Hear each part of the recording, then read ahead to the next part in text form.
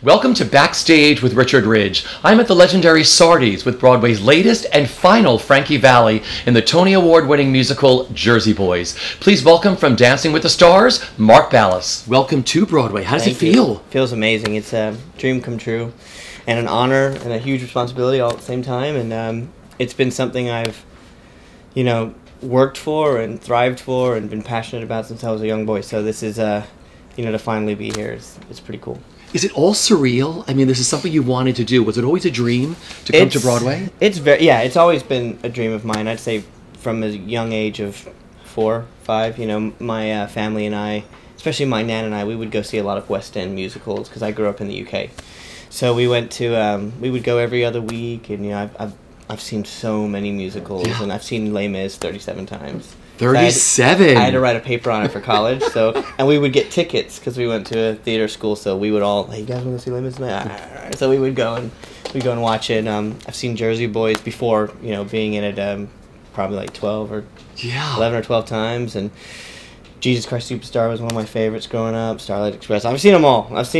So it's to finally be doing this and being the lead and having such an incredible cast and being a fan of the show, to finally be out there, it's definitely surreal. And I definitely had my moment when I walked out on stage for the first time. It was kind of like it's happening. It was kind of like an out-of-body experience, So I was going to ask you, Broadway debuts only come once. They're really special. So what do you remember about that first performance on stage as Frankie? I consider myself to be really good with my nerves, but I do get nervous. I think being nervous is a good thing. My dad would always say nerves are good.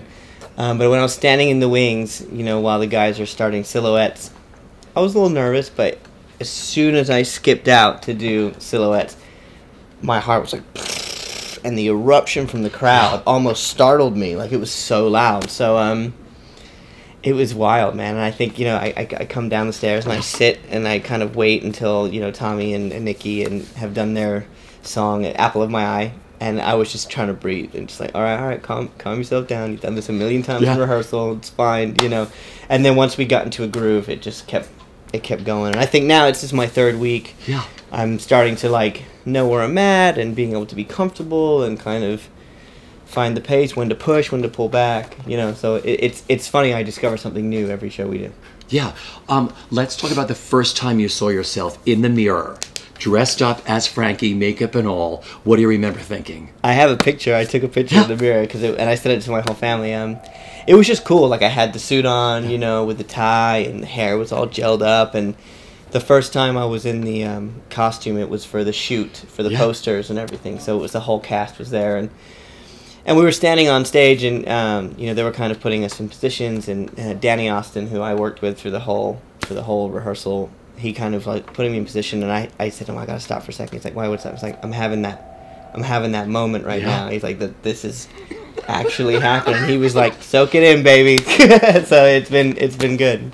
Because there is nothing like it. I mean, I'm sure, like you said, you hit the stage that first performance, then you're taking your bow, and you're probably like, what just happened to me? Oh yeah, like the first show when we did the big three, which is Sherry, Big Girls, and Walk Like a Man. Yeah. I remember walking out and then bowing. I don't remember it happening at all.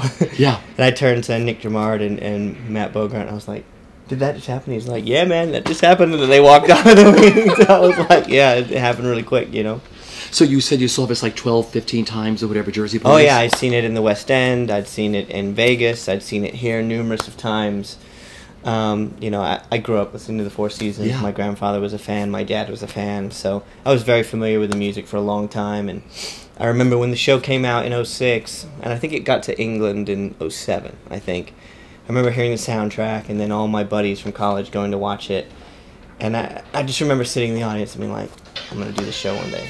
One day I'm going to do the show. And whenever I'd be in a city where it was playing, I would always take friends and family to check it out, because it's a great show. Not only is the music timeless, but I think the book and the writing and the scene work and the story are just knockout. That just ties it all together. So. Because you actually had to audition for this, and you wanted to audition for this, right? Yeah, I mean, I don't like anything given to me. I've never been that way, and kind of the background that, my mom comes from Liverpool, and that's kind of, I compare the show actually to that, because Jersey is like that blue collar kind of Yeah. vibe, and that my mom is from that kind of a town in the UK. You know, she's from the Wirral, which is across the water from Liverpool, which is kind of a hard knock neighborhood. It's rough, you know. It's hard to get out. My mom got out when she was 16. She's an incredible dance coach now, and her and my father are both, you know, big dance coaches and raised me in the entertainment industry and stuff. Yeah. But yeah, I compare it to that. So when I heard that, you know, they were looking for a new Frankie, I was like, man, you got to get me in there. They got to get me in there for an audition. So agent reached out and said, you know, Mark would love to do this. Are you interested? They were like, yeah, tell him to send some tapes. We'd love to see him. So I put Walk Like a Man, Can't Take My Eyes Off You, and Moody's Mood all on tape, sent them in. And it was funny because I did it on Dropbox. Yeah. And when someone views your tape, you're told. So it's like, Ron Melrose has viewed your tape. Mary Sugarman has viewed your tape. Richard Hester has viewed your tape. Yeah. So I was like, oh, these people are watching these tapes, you know. So then, like, a couple hours later, we get a call. Hey, we love the tapes. We would like him to see Ron Melrose at his L.A. Place in person. So that was my second round, kind of an L.A. call. It wasn't really an audition, but it was more like a specifics and you know, to see if Ron, you know, could see me doing the part, and spent some time with Ron. I was there about an hour. We went through a lot of the material, chatted about the role, chatted about the history, which was very insightful. And he was great. He had this amazing charisma and lovely personality. And then after that, they were like, okay, we want to fly him to New York. So I remember I got on a red eye because I was choreographing on So You Think You Can Dance that week as well. And they weren't going to let me out. So I had to literally fly on the one day off of the week. So I rehearsed all day for So You Think, which is hard because you're yelling all day, you know. Flew here, landed at like 7 in the morning, went to a hotel, shower changed, went straight to my audition. And I was just like, oh my God, I'm so tired. You know, I was like, of course, this is the day I got to do this. So I went in. I had like maybe an hour and a half session with Mary and Richard Hester with the acting and the script. Sang a little bit. And then Des came in. So it was Des, Richard, Mary, Danny Austin. We're all there. And they were great. They made me feel so comfortable.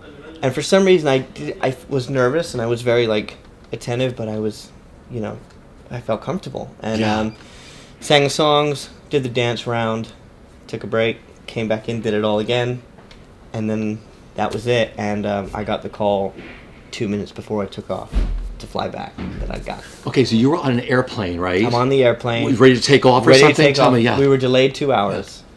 Thank God. Otherwise, I wouldn't have got the call then. And I'm sitting on the runway. Finally, my phone rings. It's my manager, Tara, and my fiance.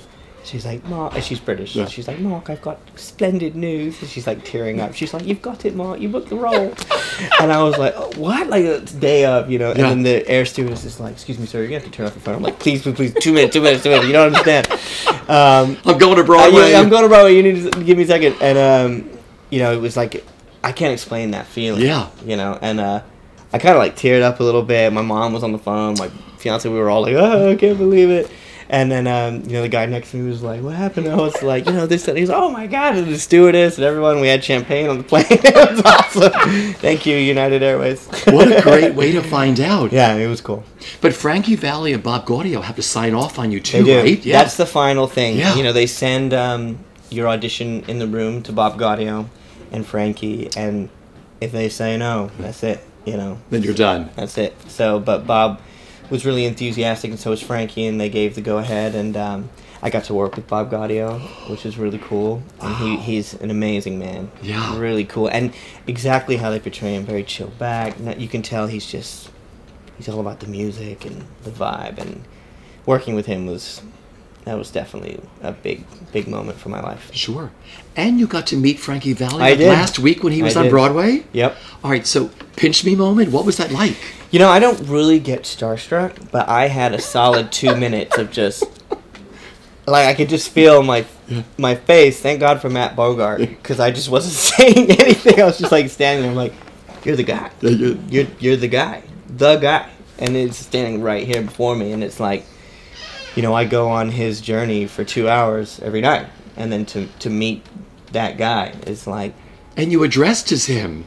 Yeah, I had the suit on, and it was just all very surreal, and we got to watch his sound check. Yeah. His band was amazing. He sounded amazing. He looks incredible. And it was very cool. I sent the picture to my dad. They're like, no way! Did you pick up anything watching him and meeting him? You know, I studied a lot of video after I got the role of his mannerisms and stuff, and kind of how... You know, because in the show we do a lot of choreography, which they didn't do back then. You know, of course it's Broadway, we want to kind of... But I feel like if knowing these guys and how they were, like the moves are very masculine, they've got a very certain kind of like bravado to them, so that's how you imagine them moving. But I studied like some tapes of him and how he moves, and in Walk Like a Man studio, where we don't have choreography, that's the moment where I try to emulate him the most. Yeah. Like how he kind of just...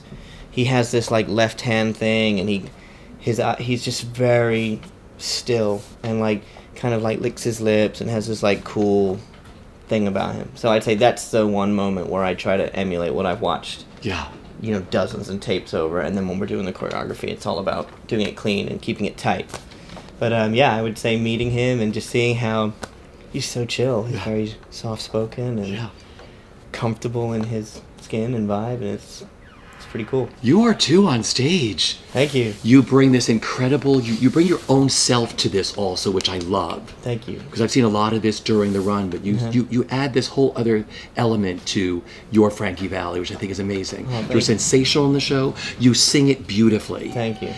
Did the iconic Frankie Valli falsetto sound come naturally to you? You know, it does. Like, I'm naturally a high singer and a tenor, and you know, I've been singing for years, and I put out I'm a guitar player too, and I put out some singer-songwriter pop records, and, you know, I do a lot of falsetto stuff on that. So the falsetto for me was luckily not a challenge, and I'm blessed with the high thing. You know, when I was a kid, I would be doing that all the time, driving my parents nuts. You know, but now you're making a living at it. Now I'm making a living out of it, you know. So yeah, for me, luckily, the falsetto thing was something that was very comfortable, and it wasn't a challenge for me at the time. How do you prep for the show? Because I remember my dear friend John Lloyd Young would have to like sing down, cool his voice down at the end of the show. Oh yeah, I have a real strict warm up, warm down. I get to the theater 2 hours early, so I'm always the first one there. Yeah. I usually go in my dressing room, I light a candle, I turn the lights off, and I do my warm-up, like, kind of in the dark. And we do this whole, like, tongue-pulling and thing that Katie Agresta's the vocal coach. She's incredible. Wow. So I usually, before people start arriving, I'm ready to go, you know, and I stretch, and I listen to music. I have a guitar in there, so if I want to kind of just, like, get into my zen, I do. And then... It was funny, yesterday I was with Peter Gregus and Mark and Tommaso and all those guys in the dressing room. They're like, dude, like, shouldn't you be... I'm like, dude, I'm ready to go. Like, I like to be around everybody a half hour before, because I feel like that helps with the connection and the energy and kind of being like in the same... It's a company, it's a team. So, I mean, I'm not the type to lock myself in the room and get like... about it. Like, I come in, I do my thing solo, I warm up, I get to the point where I know I'm ready to rock and roll, and then when everyone starts arriving, I kind of just chill with the cast and get ready to do it. Yeah. Because you are known to millions of fans for 18 seasons on Dancing with the Stars. Yeah. How did you get on the show?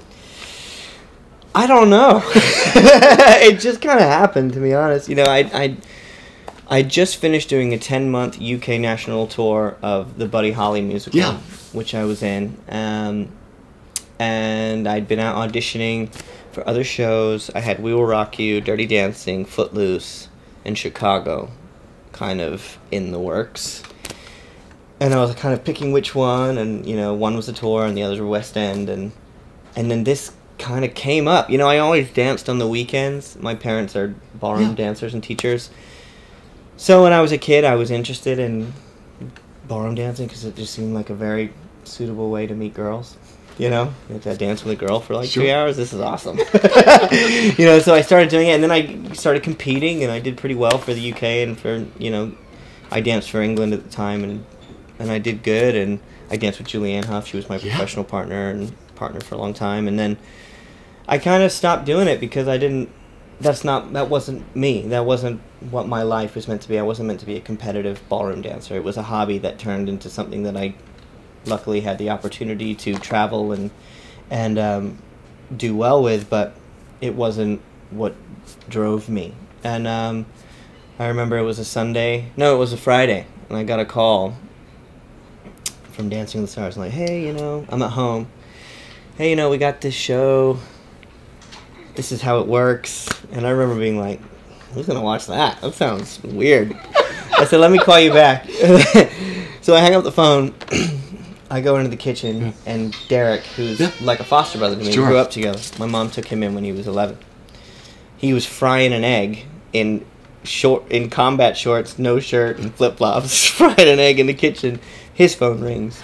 I was like, I just got this call. His phone rings. He picks it up. Same people. He's like, well, let me call you back. So then we talked about it. Julianne was already on. Called my dad, called his dad. We're like, all right, let's do it. We're staying at home. We're not making that much money. We didn't have much money. Like, why not? Let's go to LA for a year. I'd never been. We called him back. It was a Friday. We moved on Sunday. We got to LA. I had nothing but a backpack, guitar case, and a suitcase, and that was it. And then when you started on that, and you guys went on together, you and Derek. We went out together. Yeah, we got we were roommates together. Yeah. We got an apartment together, and both started the same season, and literally knew no one, had nothing, no money, nothing in LA. And the rest is history. Yeah, the rest is history.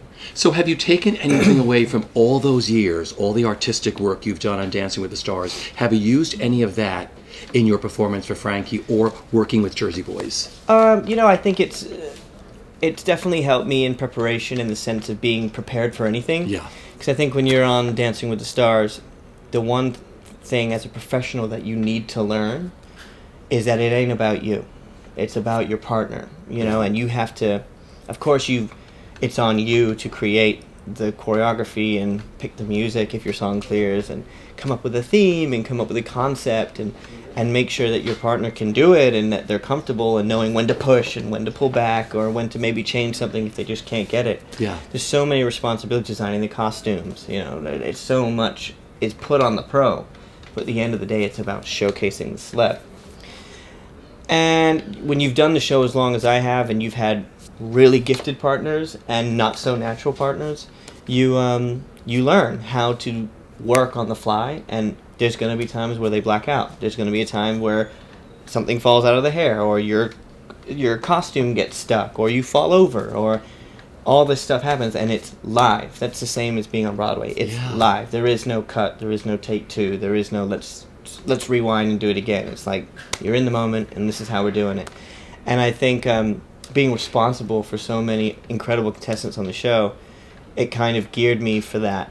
Oh, if a prop goes wrong, someone forgets a line or your voice cracks or someone else's voice cracks, to just be able to let it go, move on, and not get upset about it. Because it's so easy to dwell on that and let it affect the rest of your performance when really it's happened, you can't change it. How can you keep the steam rolling? So I think that's how the show has prepared me. That one thing I would say is different about something like Jersey Boys is that you're all in it together, which you are on Dancing with the Stars. You are all in it together, but at the end of the day, you are competing against each other. Whereas when you're in a company like Jersey Boys, you are all trying to create the same magic at once. So that's where it kind of differs for me. But Dancing with the Stars prepared me for a lot of high-pressure, intense performance situations. There are many of your fans from Dancing with the Stars who will be seeing a Broadway show, Jersey Boys, because you're in it. And it'll be the first time it'll change their life forever. What does that mean to you? It's cool. I mean, so many... The great thing about it, which I was very astonished by, was coming out of the stage door, and the line down the block was like... It was amazing. Like, the feedback and the love and the support. And a lot of people fly. Like, I had someone flying from Australia yesterday to come see it. From Australia. I was like, thank God I wasn't sick. I'm glad I was definitely out. So I take it as it's a big deal for me. I'm going to do my best to never miss a show. I mean, I have to miss this Sunday because they're actually flying me out to LA because we're doing a Jersey Boys number on Dancing this week. Wow, which great. just got announced. Yeah.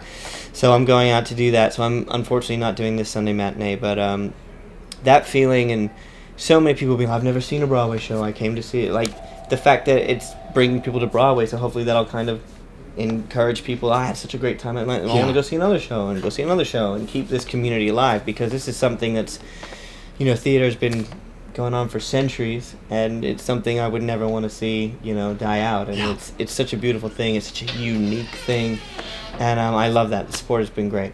Would you like to go back to Dancing with the Stars, maybe as a judge or something? I do a little guest judging. Yeah. You know, that would be cool. I don't know where my future lies as a competitor anymore. I don't know. Just after 18 seasons, it's been, you know, a long haul and an amazing one, amazing journey. But you know, I just turned 30 this year. I'm getting married soon. Congratulations on Thank that. you. I mentioned. Yeah. I'm, you know, I have a duo with Let's my talk fiance. about your music career. Yeah. Tell me.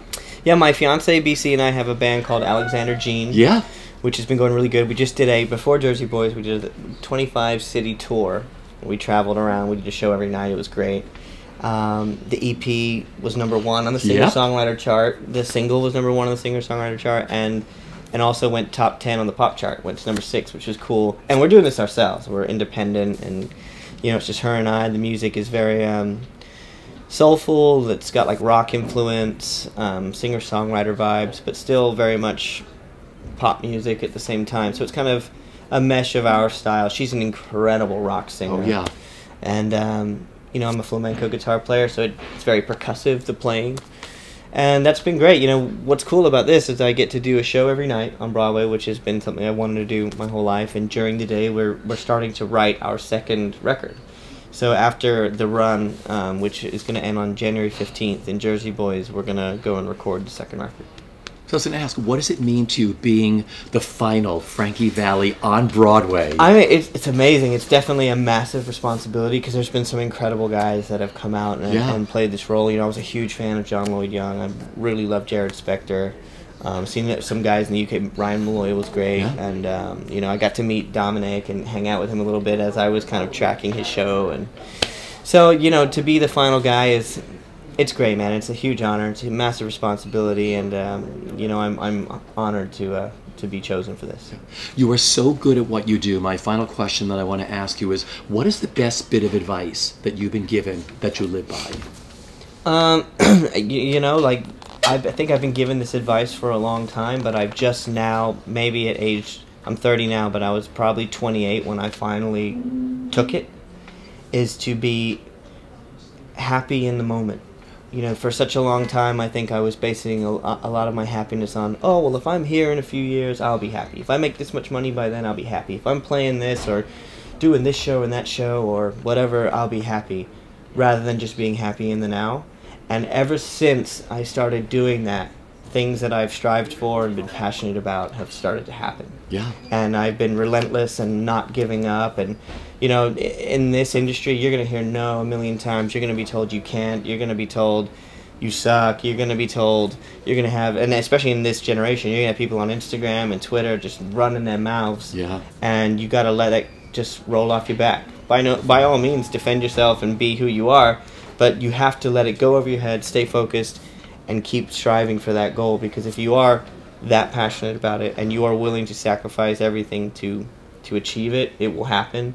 And be happy in the now. You know, tomorrow is promised to no one, so you may as well enjoy the now. You know? Enjoy the rest of your run here. I will. The last and final Frankie Valli on Broadway. Mark, it's been a real pleasure. Pleasure. Thank you so much. Good to see you, buddy. Thanks so buddy. much.